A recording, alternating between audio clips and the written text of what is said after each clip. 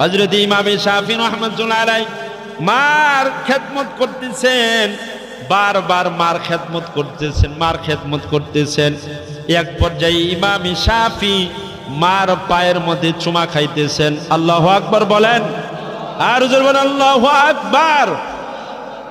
ইমামে শাফি এত বড় একজন ইমাম, জমানার একজন কুতুব, ইমামে শাফি মার পায়ের মধ্যে এরকম চুমা খাইতেছেন। আর ইমামে শাফির মা বলতেছে, সন্তান তুমি এটা কি করতেছো, এই কি কাজ করতেছো, তুমি আমার পায়ের মধ্যে চুমা খাইতেছো কেন?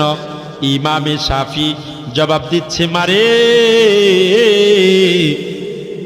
আমি তো তোমার পায়ের মধ্যে চুমা খাইতেছি না, আমি তো আমার জান্নাতের মধ্যে চুমা খাইতেছি।